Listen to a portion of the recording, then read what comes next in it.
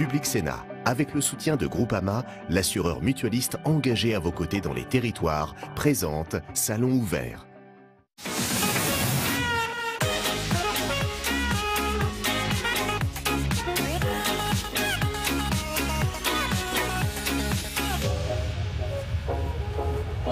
Bonjour à tous, ravi de vous retrouver sur Public Sénat au cœur de notre plateau pour ce salon ouvert, au cœur du 56e Salon international de l'agriculture. Vous le savez, Public Sénat se mobilise pendant 6 jours pour vous faire vivre cet événement exceptionnel. On va parler ensemble de nos produits du terroir, de cette chance que possède la France d'avoir sur un même territoire une diversité exceptionnelle. Du nord au sud, d'ouest en est, elle nous permet d'offrir des produits de qualité, une excellence à la française que le monde entier nous envie. C'est le thème de cette émission. Et pour m'accompagner, on retrouvera également Tam Tranui, Alexandre Poussard. Ils nous font vivre cet événement. Ils arpentent les allées du salon à la rencontre justement de ces produits du terroir. 14 000 éleveurs sont présents. Près de 700 000 visiteurs sont attendus. Ils veulent d'ailleurs voir l'égérie de ce salon. Vous le savez, c'est la vache Imminence. On va d'ailleurs retrouver à ses côtés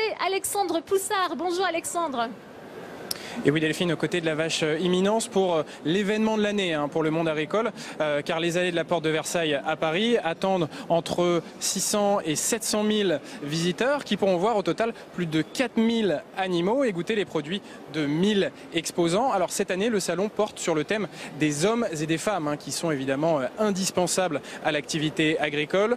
Chaque année, le nombre d'agriculteurs en France, il faut le savoir, ce nombre il baisse et ce depuis 40 ans. On est actuellement à peu près à 450 000 agriculteurs. Alors je suis effectivement près de l'égérie du salon, la vache Imminence. C'est un peu le passage obligé pour tous les politiques qui vont arpenter les allées de ce salon. C'est une vache de la race bleue du Nord, c'est une vache laitière bio et ça ce n'est pas un hasard car les organisateurs du salon ont voulu montrer que l'agriculture doit diversifier son modèle pour aller vers plus d'écologie et plus de qualité. Merci beaucoup Alexandre, on vous retrouve dans un instant. On continue de vous faire vivre cet événement sur Public Sénat. On va faire un petit détour par le stand du Gers avec vous Tam Tranui. Vous êtes à côté de producteurs d'Armagnac. Oui, effectivement, Delphine, je suis avec Pierre qui s'est rendu notamment célèbre pour avoir trouvé l'amour. Grâce à l'amour et dans le pré. Mais vous aviez déjà une passion depuis tout petit, Pierre. Et cette passion, c'est l'Armagnac. Oui, parce que je représente la 8e génération de ma famille. Vous savez, il y a toujours un moment à l'adolescence où on se pose la question de savoir si on va continuer la tradition familiale. Ça n'a pas duré longtemps et dès l'âge de 16 ans, je savais que j'allais faire carrière, essayer de tenter de faire carrière dans ce métier. Bon alors Pierre, on va avoir avec vous un certain nombre de produits que vous fabriquez. Alors on les voit ici, ces magnifiques bouteilles. Alors expliquez-moi un petit peu de quoi il s'agit. On a l'Armagnac traditionnel et qui est en fait un vin blanc qui est distillé avec un alambic. On obtient des eaux de vie blanches qu'on fait affiner en barrique. On est dans le quart nord-ouest du Gers. Vraiment dans une AOP, depuis 1936, l'AOC de l'Armagnac existe. Et donc des Armagnacs millésimés qui vont ici par exemple de 98 jusqu'à 1970. Donc vous avez compris que cette partie d'Armagnac, c'est pas moi qui l'ai distillé, c'est mon père, voire mon grand-père. Okay. Donc là, l'Armagnac digestif traditionnel. Toute une histoire familiale donc pour vous l'Armagnac. Voilà, c'est vrai que c'est compliqué de proposer, quand on a 43 ans, de proposer des millésimes de son année de naissance, 76 par exemple. Forcément, c'est pas moi qui les ai produits. Donc voilà, le défi, c'est de produire pour soi, mais surtout pour la génération suivante.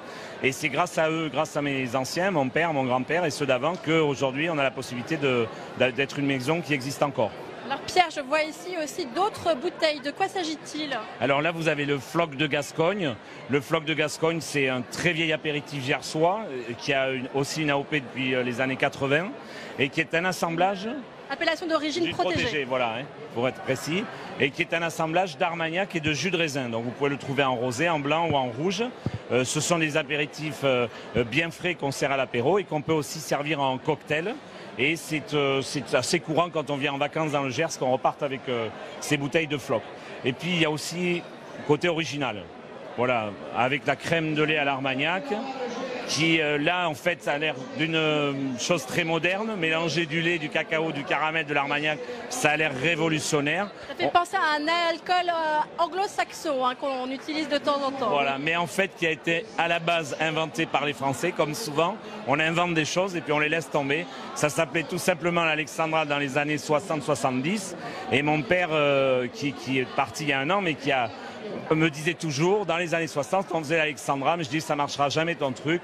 Donc cette crème de lait, ce cacao, ce caramel, et on en commercialise quand même entre 5 et 6 000 bouteilles par an, ce qui pour un petit domaine comme nous est une performance. Alors, Pierre, parlez-moi peut-être en quelques mots de votre exploitation, du nombre d'hectares que vous avez, comment ça se passe?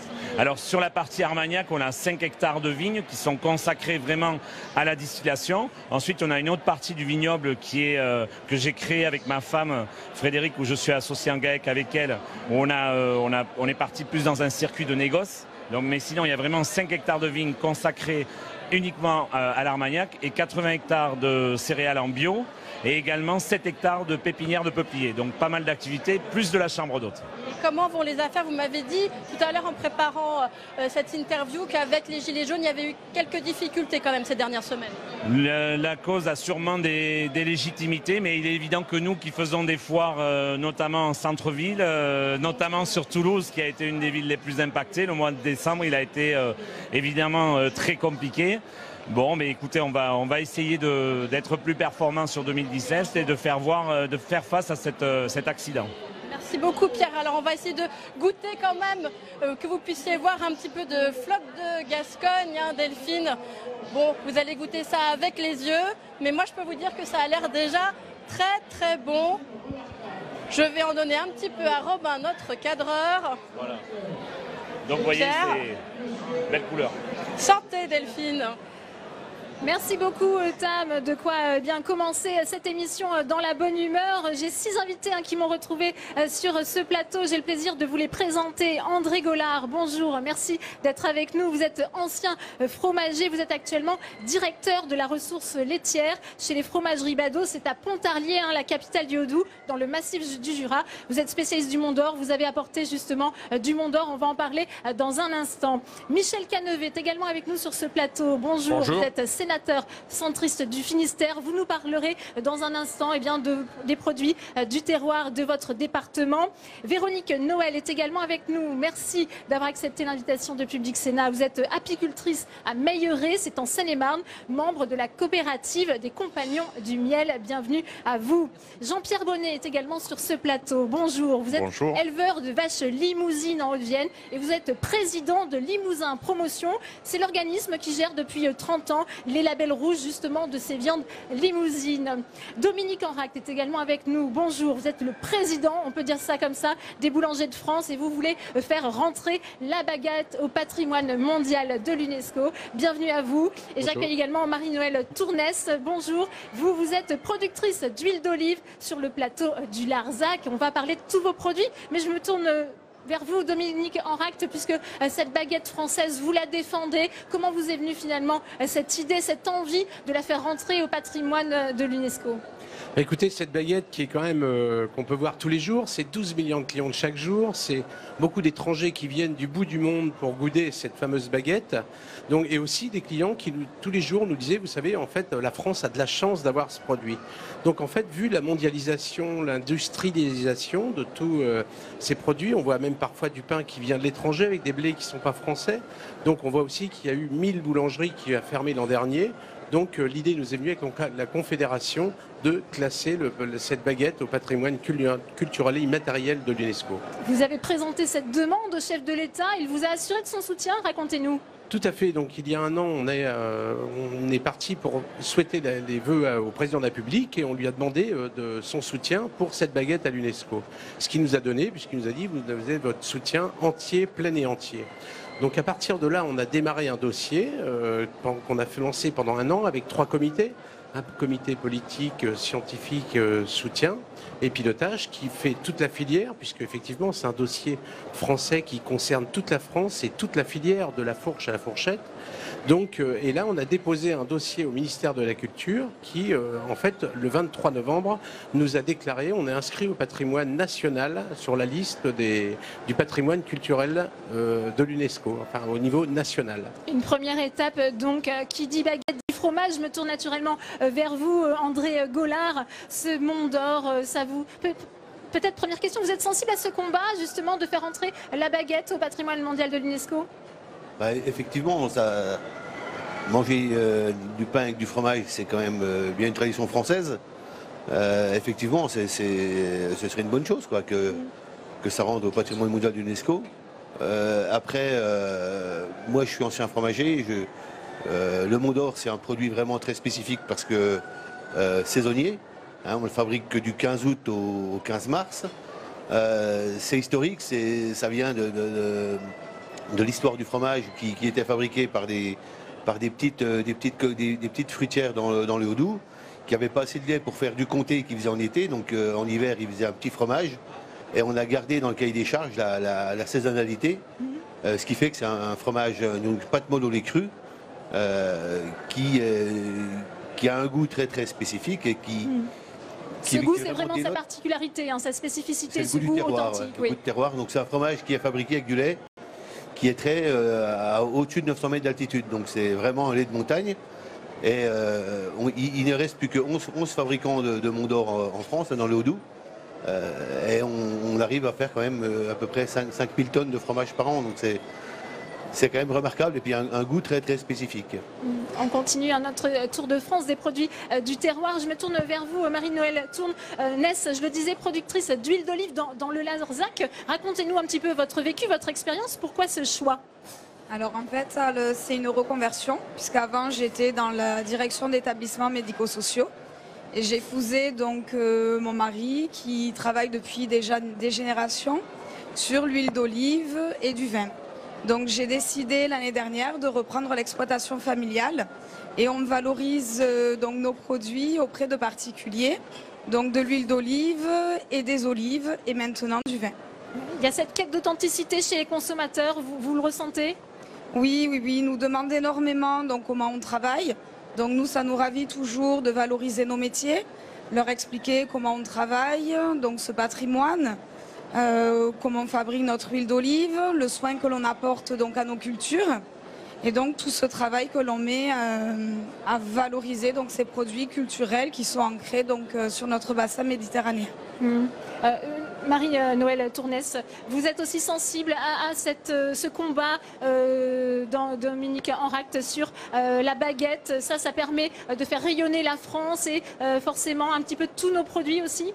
Oui, tout à fait, puisque quand il y a quelqu'un donc qui est mis en lumière, c'est toujours toute l'agriculture française qui porte avec lui. Donc tout à fait, je suis pour ce genre de démarche. Ouais. Véronique Noël, vous êtes apicultrice, je le disais. Vous êtes sensible à tout ce qui vient d'être dit sur ce plateau, cette quête d'authenticité, cette valorisation de nos produits du terroir? Tout à fait, je pense qu'il faut continuer ce genre de choses. Et puis entre nous, je pense que la baguette, du fromage, du miel et un peu d'huile d'olive au four, ce sera génial. Oui, ça fait une bonne recette, effectivement, tous ces produits mélangés. Présentez-nous un peu vos produits, leurs particularités. Alors déjà, je vais me présenter, si vous le voulez bien. Donc, je suis apicultrice à Meilleray, Seine-et-Marne, donc Île-de-France, entre Provins et Coulommiers, pour parler davantage, pour recentrer. Apicultrice en EARL avec mon compagnon de route depuis 1996, qui avait déjà créé cette exploitation totalement et adhérent à la coopérative Compagnons du Miel depuis 1983. Donc depuis 1983, nous sommes adhérents à ce groupement d'apiculteurs professionnels et semi-professionnels qui récoltent le miel à travers toute la France, le miel est donc, il y a ainsi différentes qualités de miel pour différents besoins. Et je pense que là aussi, il y a un combat pour le miel français à suivre et à faire connaître. Et et à défendre. C'est ce que vous venez de nous expliquer sur ce plateau. On continue un peu notre tour de France des régions et je me tourne vers vous, Jean-Pierre Bonnet. Cette race limousine, on parlait de cette quête d'authenticité. Ça a aussi un impact sur la consommation de viande aujourd'hui? Oui, tout à fait. La race limousine a choisi il y a 30 ans d'aller vers un label rouge et de manière à pouvoir mieux, alors c'est les distributeurs, c'est les éleveurs qui se sont rassemblés, qui ont travaillé ensemble de manière à mettre en place un cahier des charges et à offrir aux consommateurs un produit de qualité qui s'occupe aussi bien d'environnement que de bien-être animal. Et aujourd'hui, on a 5500 éleveurs qui rentrent dans ce cahier des charges. Il y a 1 150 000 vaches sur le territoire national et la race limousine et la viande limousine est reconnue dans le monde entier parce qu'elle est présente sur 5 continents et dans 80 pays au monde. Oui, et la consommation de viande de bœuf, un blason prestige, elle augmente, 2,5%, c'est ça? Voilà, contrairement à tout ce qu'on peut voir dans les autres races et dans la viande en général qui baisse régulièrement de 2 à 3% tous les ans. Mais depuis 2010, on progresse. On a passé différentes crises où on s'en est toujours un petit peu mieux sorti que si on avait banalisé notre produit. Et le fait d'avoir travaillé en label rouge et de proposer un produit de qualité, de pouvoir communiquer également avec le consommateur, eh bien, on a passé ces crises et malgré la baisse de consommation, mais nous on progresse en 2, 3 et 5% tous les ans depuis 2010. Vous étiez cette semaine dans le jardin du Luxembourg, à la rencontre des élus, des sénateurs. Que leur avez-vous dit? Hier, on a donc lancé notre salon et notre entente du label dans les jardins du Luxembourg, dans un cadre fabuleux. On a demandé bien sûr à nos élus de continuer à nous appuyer parce que même si on s'en sort un petit peu mieux que d'autres, on a quand même de grosses difficultés dans les campagnes et les éleveurs ont besoin de l'appui de nos politiques, notamment pour nous aider à passer ces états généraux de l'alimentation et de les passer avec succès et de pouvoir garantir à nos éleveurs un revenu suffisant.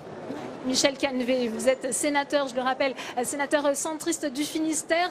Un petit mot de réaction à tous ces produits du terroir. On a un petit peu voyagé à travers la France, à travers tous ces produits qui nous ont été présentés. Justement, la France est riche de ses territoires et surtout de leur diversité. On voit bien que quel que soit le territoire dans lequel on va, nous avons des produits totalement différents. Et ce qui est important justement, c'est qu'on puisse tracer l'origine de ces produits. C'est pour ça qu'il est important de les faire valoir, notamment par des signes de qualification comme ceux qui viennent d'être évoqués pour la race limousine par exemple, mais aussi pour la baguette, pour le Mont d'Or, pour l'apiculture. Voilà, donc pour les olives bien sûr. Tout cela, c'est la richesse et la diversité de notre territoire en France. Oui, justement, on va aller retrouver Alexandre Poussard. Il nous fait vivre ce salon de l'agriculture, pas très loin de chez vous, puisqu'on va dans le Morbihan. Michel Canevet, vous êtes avec Didier Nicole, producteur de cidre. Alexandre, c'est à vous. Je suis avec Didier Nicole, producteur du cidre Guilvic dans le Morbihan, un cidre fermier et plusieurs fois récompensé. Alors Didier, quelle est la particularité de votre cidre? Alors, on n'a pas du cidre, on a des cidres. Donc on a du cidre brut, du cidre doux, demi-sec, fruité, et aussi le Royal Guilvic.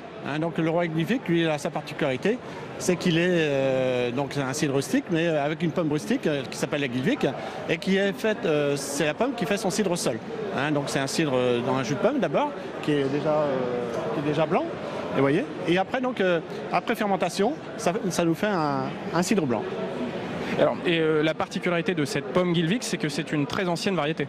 Oui, on a retrouvé dans la momographie, donc, dans les années 1900, un menu de mariage qui était servi au Guilvic. Donc je pense que à l'époque, c'était déjà un cidre festif.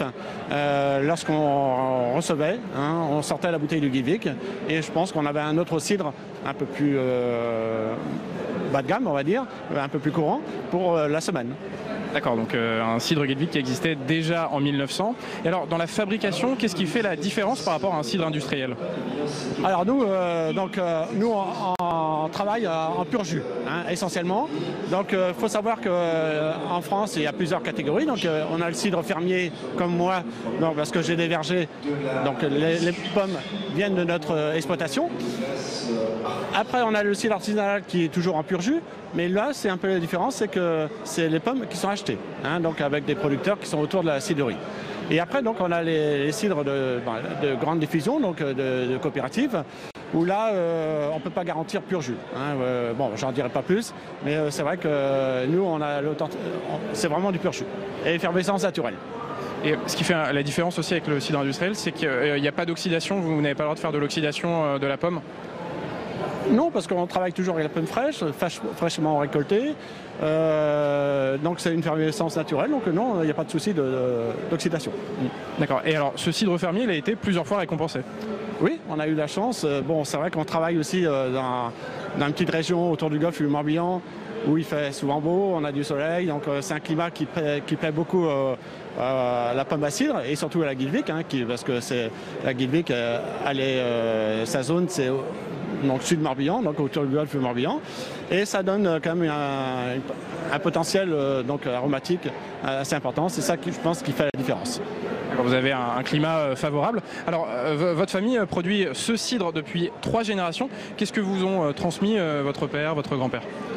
Alors là, c'est un peu un secret de famille. Donc, bon, le cidre, c'est un jus de pomme fermenté. Hein, donc, nous, on travaille surtout à la levure indigène, donc la levure qui est sur le fruit.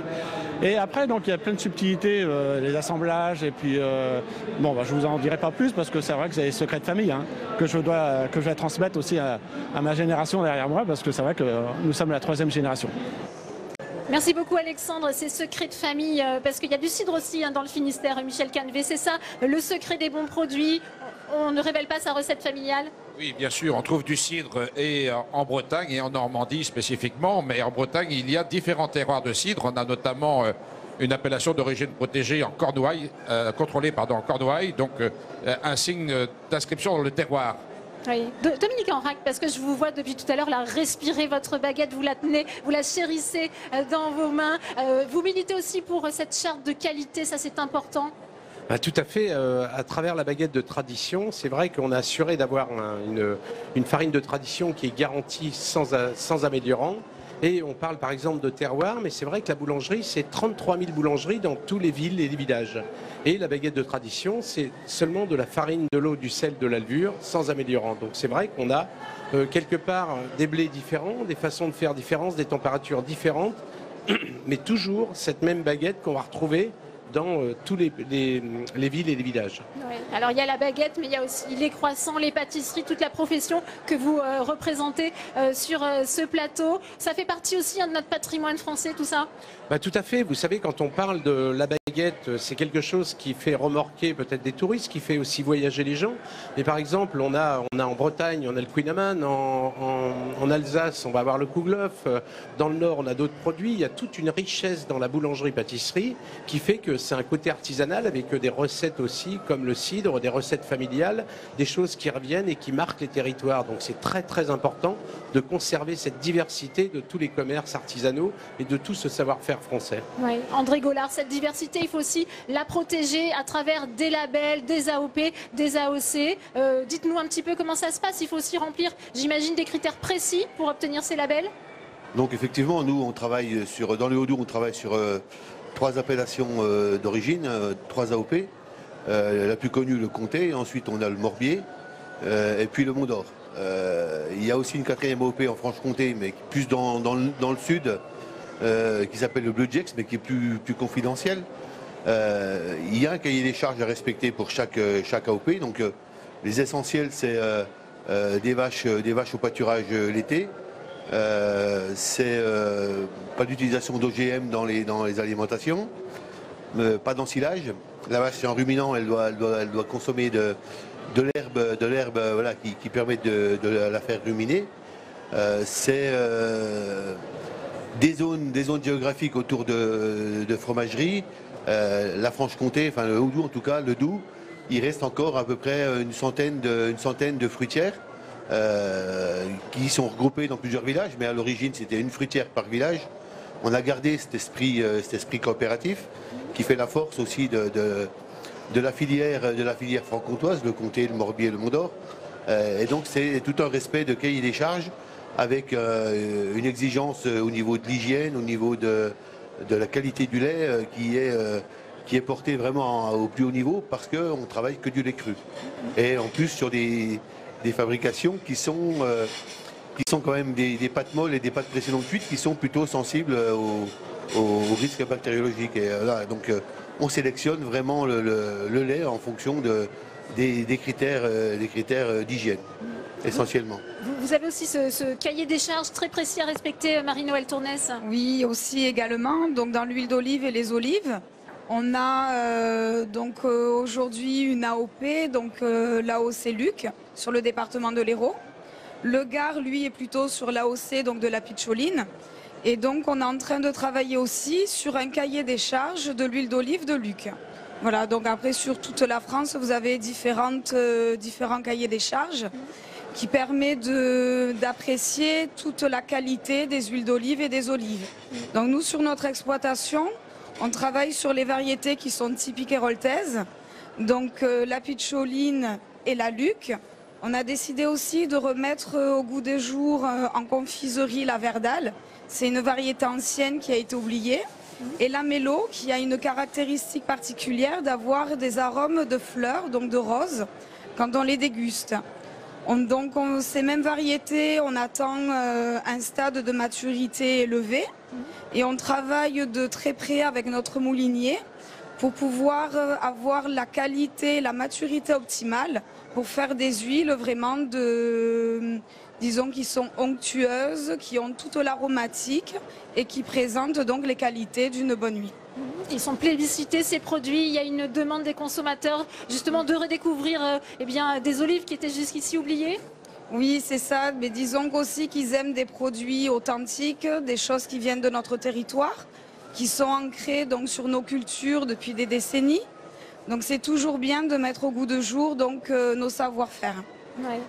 Je me tourne vers vous, Véronique Noël. Le consommateur, il a envie d'avoir parfois un goût un peu uniforme. Est-ce que, au contraire, par votre production, vous lui faites essayer, vous essayez justement de présenter des nouveaux miels, des miels un petit peu originaux? Notre groupement de producteurs par lui-même, donc notre coopérative Compagnons du Miel, a cet intérêt-là, c'est que le fait d'avoir des miels de différentes régions, de différents territoires, nous avons toute une gamme, toute une palette de miels qui peuvent réveiller toutes les papilles. Par exemple, lesquels? Que ce soit le miel de Bourdaine, le miel de lavande, le miel de romarin, et nous avons aussi 3 adhérents espagnols qui donc amènent leur miel d'oranger. Je les oublie pas parce que c'est vraiment trop bon. Voilà. Et je pense que toutes les recettes de cuisine peuvent utiliser un miel ou l'autre et j'invite tout le monde à goûter différents miels. Celui qui me dit je n'aime pas le mien, je lui dis tu n'as pas trouvé le bon encore que tu aimes. Vous avez, vous, à titre personnel, une préférence? Il y a un des miels avec une fleur en particulier que vous affectionnez? C'est pas moi qui le fais, ce sont mes collègues, mais j'aime beaucoup le miel de lavande. Le miel de lavande. Est-ce qu'il y a aussi une demande du consommateur justement pour une viande avec un goût un peu prononcé? Comment vous le définiriez aussi, ce goût du consommateur pour la viande bovine aujourd'hui? Mais disons qu'en Limousin, on a la chance de pouvoir produire un panel d'animaux à tout âge. Et donc on va du veau de lait sous la mer, qui est un veau qui est uniquement élevé au pis, jusqu'à un animal un petit peu plus jeune qui va être de la génisse ou du jeune bovin qui est du Limousin junior, ce qu'on appelle le Limousin junior. Et on va sur le bœuf limousin qui est de la vache de réforme et qui a un goût un petit peu plus prononcé. C'est la côte de bœuf qui est devant moi ici, avec une couleur un peu plus soutenue et bien sûr un goût de viande un peu plus soutenu. Mais la personne qui aime les viandes blanches va s'y retrouver avec le veau de lait sous la mer, qui est un veau produit de manière traditionnelle, qui est fait depuis de nombreuses années de manière ancestrale, et jusqu'au bœuf limousin qui va être quand même un peu plus relevé en goût. Ouais. Un conseil sur la cuisson, parce qu'il y a peut-être des téléspectateurs qui vont se mettre à table, qui nous regardent. Qu'est-ce que vous affectionnez? Qu'est-ce que vous préférez? Il y a beaucoup tout le monde peut la manger comme il le souhaite, de bleu, c'est-à-dire tout juste chaud, à bien cuit, mais bon, c'est dommage de trop faire cuire du bœuf et de trop faire cuire du veau également. Pour le manger saignant, mais c'est affaire de goût, tout le monde s'y retrouvera. Et lorsque l'animal est dans ses conditions optimum, on retrouvera toujours avec la viande limousine une finesse de graine, un persillé qui qui fait de la limousine une race unique. La meilleure cuisson, donc saignant, on vous a bien entendu. Michel Cannevet, on parlait de ces produits du terroir, de cette éducation aussi au goût. Il faut aussi éduquer les jeunes palais pour leur faire prendre conscience de cette diversité de nos produits. Bien sûr, il faut qu'on s'attache à transmettre tout cela aux plus jeunes, à nos enfants. D'une part, pour leur faire découvrir la réalité des métiers sur les territoires, de façon à pouvoir assurer l'avenir de ces métiers. Et c'est extrêmement important à un moment où il est difficile de trouver de la main-d'œuvre.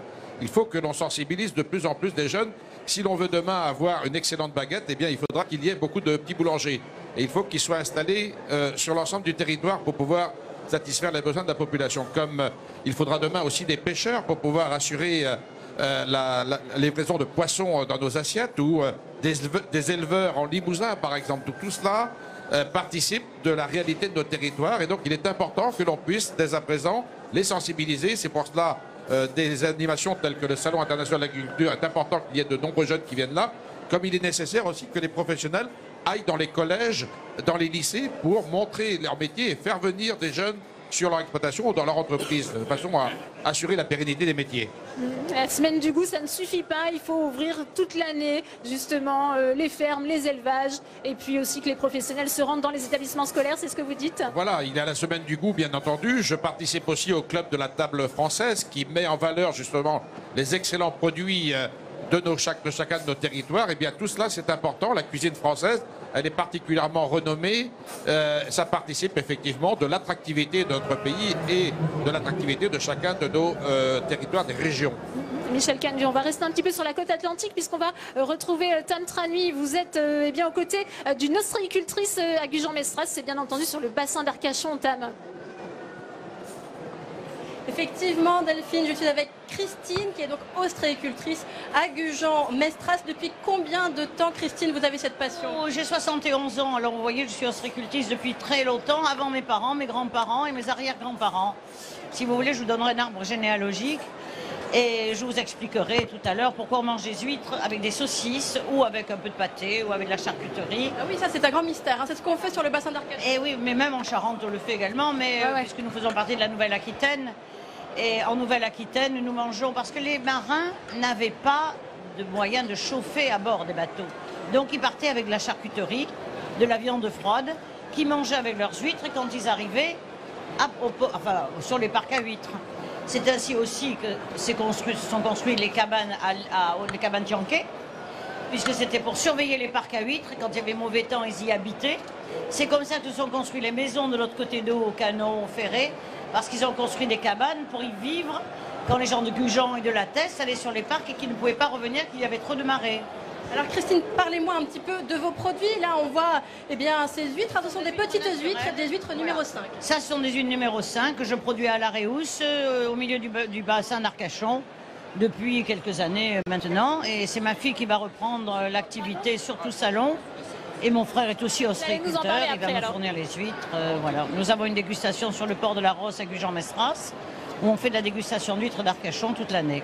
Alors à quoi ça correspond tous les numéros d'huîtres qu'on voit quand on les commande au restaurant ou quand on les achète? Numéro 5, c'est la plus petite. Numéro 4 et 3, c'est de la moyenne. Et numéro 2, c'est de la grosse. Mais vous avez aussi de la numéro 1, qui est de la très grosse. C'est inversé quand vous avez de l'huître plate, l'ostréa et du lys, que nous n'avons pas sur le bassin d'Arcachon. Nous n'avons plus. On a été des gros producteurs d'huîtres plates, mais nous n'en avons plus. Maintenant, on a de l'ostréa gigas, qui a été importé dans les années 70 du Japon, quand on a eu la grande épizootie.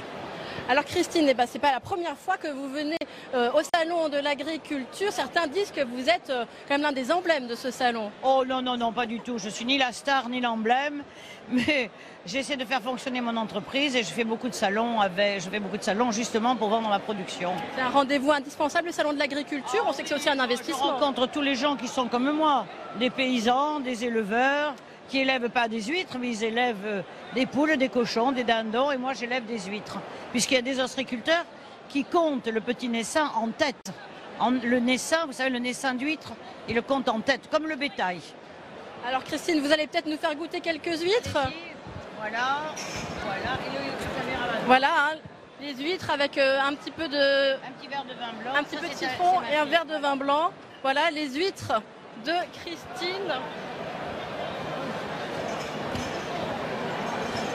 C'est très bon, c'est pas très télégénique Delphine, mais c'est très bon. Envoyez les huîtres fermées. Merci beaucoup, Tam. Bon appétit à vous. On vous voit vous régaler. Ça vous fait réagir, Michel Cannevet, puisque vous me disiez à l'instant, le Sénat va se saisir de cette question des ports ostréicoles. Oui, effectivement, le 6 mars prochain, il y aura un texte qui sera examiné au Sénat, qui a été initié par le député Jimmy Pahin du Morbihan, et qui vise justement à pouvoir préserver les sites ostréicoles, puisqu'on s'aperçoit qu'il y a des sites qui permettent la production d'huîtres ou de moules, qui sont bien situés, et il est important de les conserver, que ça ne parte pas pour faire des habitations, par exemple, dans des sites bien situés. Et donc un projet de loi va être présenté pour cela, et je ne doute pas que le Sénat puisse le valider. Dominique Enracte, on parlait du goût. Est-ce qu'il y a une évolution du goût? Est-ce que les Français, finalement, notamment dans la cuisson du pain, ils ont un petit peu changé leurs habitudes alimentaires? Alors c'est vrai que avant c'était des grosses pièces, donc c'était très cuit. Ensuite on est arrivé dans une époque de très mauvais pain dans les années 70. Et là on est reparti sur la baguette de tradition et on revient de plus en plus à une baguette de plus en plus cuite. C'est-à-dire que la baguette n'est pas un produit de garde. Donc c'est vrai qu'on va de temps en temps l'avoir parfois même 2 fois par jour, une demi-baguette. Donc on aime quelquefois que ça soit pas trop cuit. Et c'est bien dommage parce que c'est là où on trouve avec une baguette bien cuite tous les sens. On parlait de cette éducation du palais des jeunes enfants. Vous contribuez à ça aussi? Vous intervenez au palais scolaire? Tout à fait, on fait de la fête du pain par exemple aux alentours du 16 mai, qui est une fête nationale d'ailleurs. Et donc la vitrine sera devant le parvis de Notre-Dame. Il y en a aussi dans toutes les villes, les villages et les boulangeries, où là on fait venir les écoles, on apprend les gens à déguster, on apprend à regarder comment c'est fait, fabriquer une baguette. D'ailleurs même le président de la République vient pour couper une baguette encore aujourd'hui. Donc c'est vrai que c'est un apprentissage et puis surtout la déguster. André Gaulard, justement vous aussi, vous ouvrez les fromageries à la découverte du public, c'est important ça? C'est important que les consommateurs reviennent vers ces consommations de produits au lait cru, d'appellation. Parce que qui dit lait cru dit diversité de goûts qui sont très variés. C'est vraiment, on retrouve vraiment le goût du terroir dans le goût de nos fromages au lait cru. Voilà, on a moult goûts de comté. En Mont d'Or, il reste 11 fabricants, mais on a 11 goûts différents. Et pourtant, les technologies sont toutes assez proches les unes des autres, mais c'est le lait, la matière première qui donne toutes ces variétés de goût à nos produits. Et c'est important que les gens reconsomment ces produits. Jean-Pierre Bonnet, vous venez d'un endroit dans le Limousin très particulier, me dit-on. Vous pouvez nous présenter un petit peu votre région? Le Limousin, c'est vert, c'est très vert. Il y a beaucoup d'herbes, des grands espaces. Et si on n'avait pas la vache pour entretenir cet espace, mais on ne peut pas y faire pousser grand-chose de plus. Bien sûr, on arrive à faire quelques céréales pour pouvoir finir nos animaux. Mais le Limousin, c'est de l'herbe, c'est des prairies, c'est des grands espaces où on retrouve les vaches dans les prairies, dehors, bien sûr, pendant les périodes où l'herbe pousse. Pendant la période hivernale, on met les animaux à l'abri pour qu'ils soient dans de meilleures conditions que s'ils étaient à l'extérieur. Mais le Limousin, c'est la forêt également, avec le châtaignier, mais c'est ces prairies avec les vaches qui entretiennent réellement le paysage. Et sans les vaches, ce serait un désert, notre Limousin. Donc on a besoin des éleveurs et des vaches pour pouvoir offrir aux gens qui passent, aux vacanciers, un territoire qui est net comme il a été il y a plusieurs années. Avec un centre qui travaille sur la reproduction justement de cette race en particulier? Oui, il y a tout un organisme, toute la filière s'est organisée avec l'organisme de sélection qui est basé sur le pôle de Lannon au sud de Limoges. Et donc l'ensemble des acteurs de la filière se sont rassemblés, se sont mis autour de la table pour pouvoir aller tous dans le même sens, pouvoir offrir un animal et un produit fini avec la viande qui sera le même qu'on le consomme à Lille, qu'on le consomme dans le sud de la France, à Paris. Et donc l'ensemble des acteurs de la filière ont travaillé ensemble pour pouvoir offrir aux consommateurs ce produit de qualité tout au long de l'année, 365 jours sur 365. Parce qu'on parlait d'imminence, la vache bleue du Nord, cette race a failli disparaître. C'est une menace qui pèse aussi sur la filière? C'est une menace qui a pesé sur la limousine dans les années 60, parce que dans les années 60, la limousine était présente ici au Salon de l'Agriculture avec la blonde aquitaine, avec d'autres races sous le nom de la blonde du sud-ouest. Et il y a des gens qui à un moment se sont serrés les coudes et ont remonté les races. Et dans le Limousin, on a eu la chance d'avoir des hommes qui ont su remonter la race et qui ont su en faire ce qu'elle est aujourd'hui. Ouais. Véronique Noël, il y a de moins en moins d'abeilles, nous dit-on. Ça impacte aussi la production, on imagine, de miel. Mais en fait, je pense que, et je peux le dire, que tant qu'il y aura des apiculteurs, les apicultrices, il y aura des abeilles. Tant qu'il y aura des gens qui sauront s'en occuper et qui feront le travail nécessaire, qui est plus intense qu'avant. Il est vrai, la technicité est plus poussée. Mais je pense qu'on peut maintenir des colonies d'abeilles si on fait ce qu'il faut. Je ne dis pas qu'il n'y a pas de problème environnemental, mais je pense que ce n'est pas la seule cause de la disparition des abeilles. On va continuer de vous faire découvrir ces produits du terroir. On va rejoindre à présent Alexandre Poussard, direction le stand du Tarn-et-Garonne pour une petite dégustation de foie gras. C'est à vous, Alexandre. Et je suis sur le stand de la maison Micolo, basée dans le Tarn-et-Garonne, à Beaumont-de-Lomagne. Une maison qui fabrique des conserves artisanales et notamment du foie gras. Alors je suis avec Françoise Dirat qui gère cette maison. Alors quelle est la particularité de votre foie gras? C'est un foie gras artisanal, fabrication dans le Tarn-et-Garonne, à Beaumont-de-Lomagne. Et la provenance vient des produits du Gers et des Landes. C'est des producteurs locaux qu'on a depuis très longtemps. Une fabrication vraiment manuelle et faite à l'ancienne. Alors concrètement, quelles sont les étapes précise de la fabrication de votre foie gras? D'abord, on reçoit le foie gras, c'est une sélection. On prend le foie gras entier, le foie gras extra fabrication. Avec ceci, on le déveine, on le sale, on le poivre. Après, on le met dans l'emballage de cuisson, c'est-à-dire soit sous vide, soit dans des boîtes ou des bocaux. Et on le fait cuire. Et suivant si on fait du mi-cuit ou du traditionnel, on change la température de cuisson et le temps de cuisson. Alors, vous parliez d'un foie gras d'extra fabrication, ça veut dire un foie gras de qualité parce que c'est vraiment la sélection du foie qui fait le produit. Dans les foie gras frais, vous avez plusieurs catégories. Vous avez le foie gras extra fabrication, c'est celui qu'on se sert. En dessous, c'est l'extra restauration. Et après, c'est le premier choix et après, c'est le tout venant. Voilà. Et nous, on fait qu'avec l'extra fabrication parce qu'on cherche une qualité, une régularité dans le produit pour que le consommateur ne soit jamais déçu. Et alors en fait, la fabrication d'un foie gras, tout se passe en une journée en fait. Vous commencez très tôt et vous finissez très tôt. Ils sont tués le matin à 4 h. Nous, on reçoit les foie gras à 14 h et ils sont travaillés dans l'après-midi. Le soir, c'est cuit. Le même jour que le canard est tué, il est travaillé. Voilà. Alors la maison Micolo est une très ancienne maison. Elle a 131 ans. Qu'est-ce que vous ont transmis votre père, votre grand-père? D'abord, un savoir-faire, une passion. Parce que c'est vrai qu'au départ, c'est une petite charcuterie du Tarn-et-Garonne et nos parents sont partis faire des foires expositions. Le premier foire agricole, ça a été en 1964. Et depuis, on ne l'a jamais quitté, on a toujours été présents. Et c'est vrai qu'ils nous ont appris la passion et le savoir-faire et le plaisir de transmettre une passion et un produit. Et vous avez des souvenirs d'enfance concrètement avec votre père qui faisait le foie gras dans sa cave, c'est ça? Tout à fait. Avant, on travaillait, on avait le laboratoire, on faisait les produits. Il était juste en dessous du magasin. Et là, on allait découper la viande. Alors, même toute petite, il me donnait un petit couteau à beurre pour commencer à couper la viande. Voilà. C'était comme ça. Ça a commencé dès le départ. Alors, dans la fabrication, en fait, qu'est-ce qui a changé entre votre père il y a 40-50 ans et maintenant? La façon de travailler, c'est la même. On reçoit toujours pareil, on déveine proprement, on sale, on prépare, on fait cuire. Après, non, maintenant, c'est juste question de traçabilité, documents qu'il faut remplir autre, mais le savoir-faire, c'est toujours le même. C'est un peu plus de paperasse en plus. On est d'accord, voilà. C'est ça qui fait un peu plus de travail, mais en fait, le savoir-faire, il est là et nous, on ne change pas. Alors, votre foie gras, il a eu du succès et vous avez été à de nombreuses reprises médaillé. Oui, on a été médaillés depuis 2002, on fait le concours général agricole. Et on a eu 16 médailles en tout sur le foie gras mi-cuit ou traditionnel. Et on a eu 4 fois médaille d'or. Et en 2017, on a reçu le prix d'excellence pour l'ensemble de nos produits, grâce à des médailles consécutives qu'on a eues sur 3 ans. Alors, selon vous, qu'est-ce qui fait un bon foie gras? D'abord, sa texture. Après, le savoir-faire, façon de travailler, la régularité. Parce que nous, c'est ce qu'on recherche, c'est qu'un client soit satisfait tout le temps. Donc, on va être sérieux dans la façon de le travailler. C'est toujours les mêmes personnes qui le travaillent de la même manière et on ne change pas.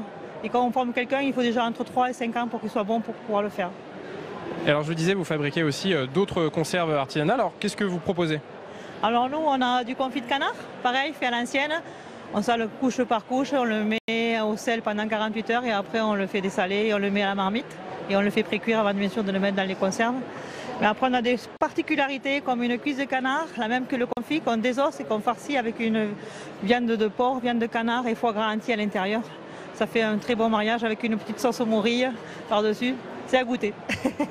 Merci beaucoup Alexandre. Marie-Noëlle Tournès, je voudrais qu'on aborde avec vous aussi le rôle que vous avez finalement dans le développement local, tout cet essor autour des produits régionaux. Ça a un impact économique au niveau local? Oui, mais disons que tous les jours on travaille sur nos eaux livrées. Donc ça veut dire de l'emploi aussi de main-d'œuvre pour nous aider donc à la récolte, pour faire donc on n'est pas mécanisable. Donc ça veut dire pour piocher autour des oliviers, donc tout ce qui est vraiment de la culture de la terre. Et puis après, donc je pars sur des marchés de producteurs de pays. Donc j'ai avec la Chambre d'agriculture de l'Hérault pour pouvoir rencontrer les consommateurs sur divers villages et expliquer notre savoir-faire, faire découvrir nos produits, donc les huiles principalement. Donc l'huile de Luc, de Verdal ou de Picholine. Et puis voilà, donc c'est tout un parcours d'aventure qui est magnifique, puisque c'est vraiment une passion. Une passion que vous nous faites partager aujourd'hui. Dominique Tenrac, on le disait, vous êtes un homme de combat et je sais que vous militez aussi pour le retour des boulangeries justement à la campagne. Ça revitalise le tissu local. C'est dans l'étymologie pain copain, c'est pour tisser du lien. Tout à fait. On voit l'importance d'une boulangerie dans un village. D'ailleurs, on voit quand dans un village il n'y a plus de boulangerie, on parle d'un village moribond. Donc je pense que c'est bien quelquefois le dernier commerce qui reste, sur lequel on voit les gens tous les jours. On a pratiquement un œil sur les gens, donc c'est très très important pour le tissu, les gens s'échangent. Donc là, nous on travaille beaucoup sur le fait de pouvoir renvoyer des jeunes dans ces villages, parce que bien souvent quand la boulangerie redémarre, quelquefois il peut y avoir la boucherie, la fromagerie, et après le centre-ville est reparti. Et comme dans le temps, là où en fait il y avait une ville, il y avait une vie dans les villes et les villages. Je vous vois faire oui de la tête, Michel Canevet. C'est important, ça, on a beaucoup parlé au Sénat, de la redynamisation justement des centres-villes, des bourgs. Oui, nous sommes attachés au Sénat effectivement à la vitalité de chacune de nos communes de France, et on sait bien que dans les communes, il y a bien sûr la possibilité d'y trouver les services, et en particulier les produits alimentaires frais. La boulangerie est bien sûr un service essentiel, et on est heureux qu'il y en ait qui essaiment partout sur le territoire, comme pour l'école, comme pour la boucherie, comme pour l'alimentation en général. Donc nous avons à militer pour faire en sorte que ces commerces puissent perdurer dans nos petits bourgs et ainsi assurer la vitalité et l'avenir de nos petits bourgs. Et c'est aussi notamment une question d'attractivité touristique, parce qu'on sait bien que quand les visiteurs viennent dans nos terroirs, ils viennent aussi pour y déguster les spécialités locales et les spécialités culinaires en particulier. André Gaulard, vous avez le sentiment aussi d'avoir ce rôle important justement de dynamiser le tissu économique local? Ah ben effectivement, nous, le fait que ces productions ne soient pas délocalisables, parce qu'on reste sur nos territoires, ça permet d'entretenir la nature et conserver la nature dans l'état où elle est, et d'éviter de perdre tout ce savoir que nos anciens nous ont laissé, quoi. Ça permet de continuer à faire vivre la nature comme elle devrait vivre, sans utiliser trop de dans nos houdous, on peut pas faire trop de céréales, donc on utilise beaucoup d'herbes. Donc c'est plutôt une culture qui est plutôt saine, quoi. Jean-Pierre Bonnet, vous vous retrouvez dans ce qui vient d'être dit. C'est vrai que vous aussi, c'est pas délocalisable comme production, la viande bovine limousine. Oui, bien sûr, on se retrouve dans tout ce qui est dit, parce que si on n'a pas des campagnes bien entretenues, si on ne respecte pas nos campagnes nous le rendent pas. Donc j'ai un petit pins qu'on a lancé depuis 1 an et demi déjà. Bon, pas d'élevage sans amour, mais il n'y a pas d'élevage sans amour, c'est respecter sa terre, respecter ses animaux, aimer sa terre et aimer ses animaux. Et je crois qu'on s'y retrouve tous ici autour de cette émission, parce que si on ne respecte pas notre territoire, derrière on n'a pas d'abeilles, on n'a pas de miel. Si on ne respecte pas notre territoire, on n'a pas d'herbe pour nourrir les animaux, et on ne peut pas faire de fromage, on ne peut pas produire de viande, on ne produira pas de blé, on ne produira pas d'huile d'olive. Donc c'est un respect à avoir de tout ce qu'on a autour de nous, de l'environnement et de nos animaux. Et cette passion, elle est aussi partagée par Alice Lupi. Elle fait des chocolats, elle vient d'avoir un prix d'excellence. Elle est avec vous, Tam Tranui. Effectivement, avec Alice qui est chocolatière dans le Tarn. Alice, parlez-moi déjà des différentes variétés de chocolat que vous fabriquez et que l'on peut voir ici. Alors nous fabriquons des spécialités comme des chocolats à base de brocol, c'est un vin gaillacois, et de la figue séchée qui est macérée dedans.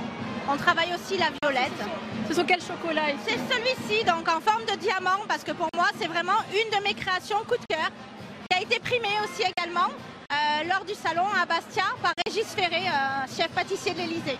Ah, c'est une véritable fierté. C'est là que, en quelque sorte, la politique et la gourmandise se retrouvent. C'est ça, tout à fait. On allie les deux et tout le monde est gourmand. C'est universel, la gourmandise. Alors, Alice, pouvez-vous me dire depuis combien de temps vous faites votre propre chocolat et à quoi vous avez prêté attention quand vous avez fait vos créations? Alors, ça fait 20 ans que j'exerce, 6 ans que je suis à mon compte. Et nous faisons attention à la traçabilité. Nous sommes en équitable, c'est-à-dire en cacao trace. On a un suivi sur les pays producteurs de cacao. Et même pour nos matières premières locales, on travaille avec des petits producteurs. Alors, à la fois local et équitable, quels sont les pays qui produisent le cacao que vous utilisez? Alors nous, on travaille avec du Vietnam, qui est un pays qui produit depuis quelques années. On travaille également avec du Pérou, mais aussi avec de l'Afrique. Voilà, on n'est pas arrêté à une variété, mais à différents terroirs. Alors je ne sais pas si vous l'entendez Delphine, il y a beaucoup d'ambiance ici dans ce hall 3 où la fanfare bat son plein. Alors Alice, montrez-moi aussi, vous vouliez nous montrer ce coffret de chocolat, quelle est et sa particularité? Alors sa particularité, c'est que c'est un coffret 100% terroir, donc le Terra Oc, Occitanie, où on va retrouver le brocol, mais on va retrouver également un chocolat à base de whisky tarnais, on va retrouver un café qui est torréfié dans le Tarn, de la violette de Toulouse, voilà, vraiment que du local avec lequel je travaille. Merci beaucoup Alice. Alors vous le voyez, il y a de très grandes variétés de chocolat ici sur ce stand de chocolat qui a été médaillé. Et puis aussi pour la gourmandise, on peut même ici avoir une fondue de chocolat avec des fruits, de quoi à la fois allier une alimentation saine et quand même toujours la gourmandise, Alice. Tout à fait, c'est ce qu'on disait avec des parents d'enfants, les fruits pour la santé, le chocolat pour la gourmandise. Eh bien, merci beaucoup Alice de nous avoir présenté toutes vos créations et très bon salon.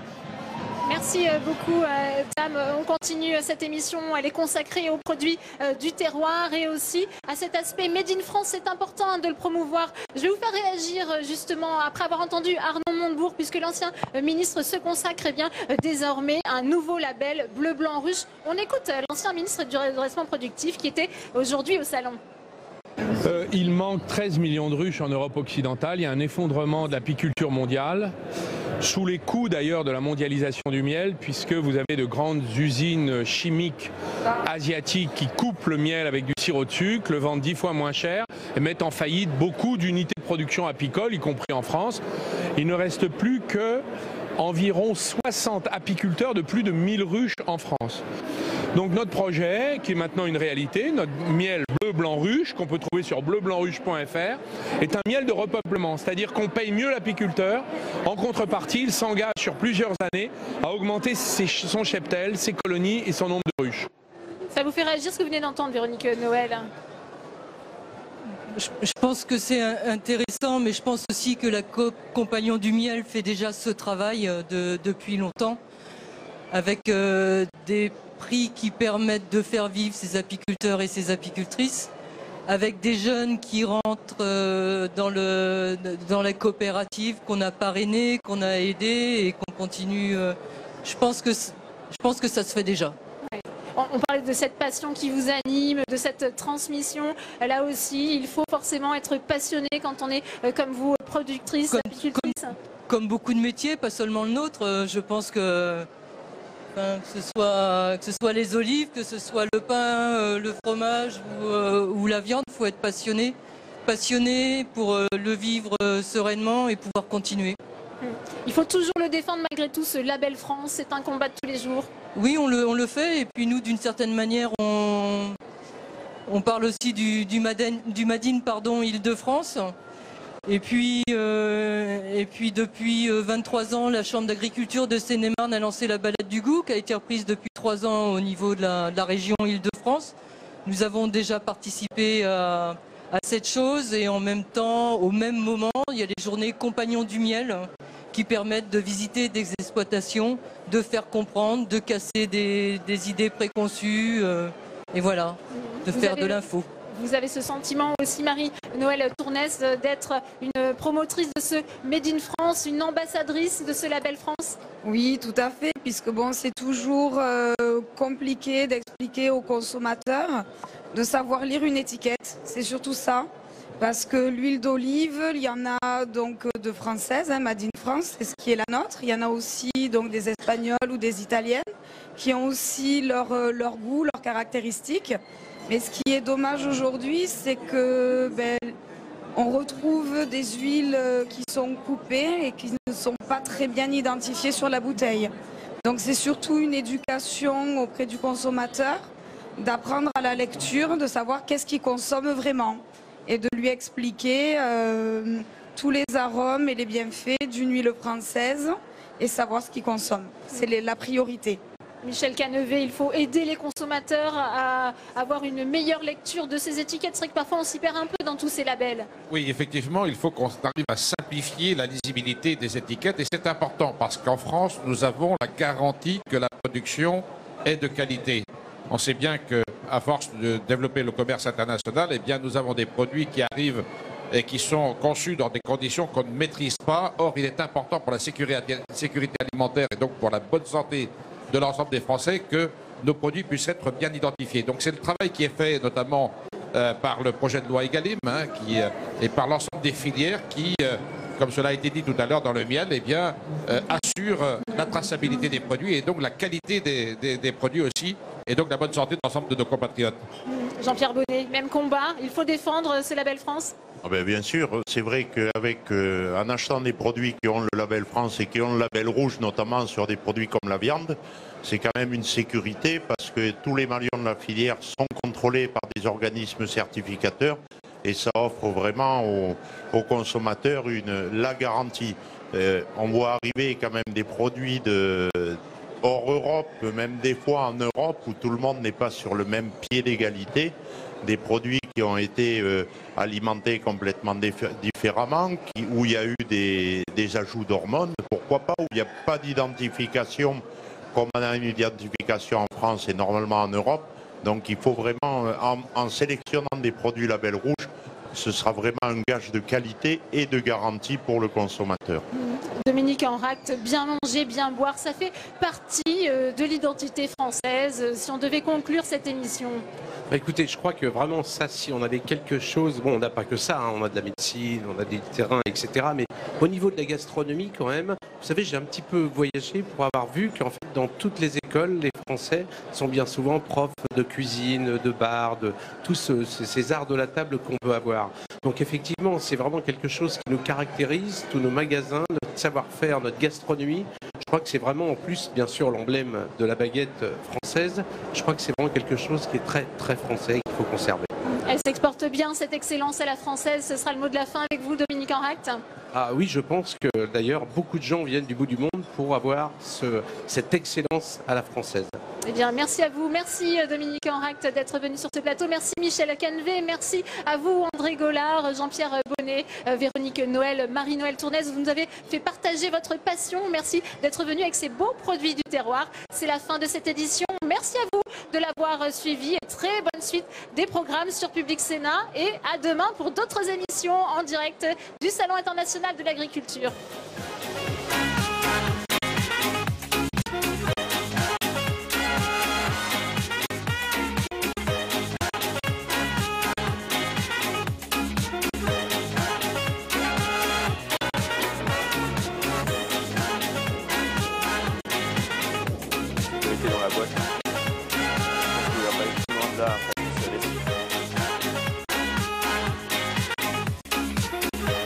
Public Sénat, avec le soutien de Groupama, l'assureur mutualiste engagé à vos côtés dans les territoires, vous a présenté Salon ouvert.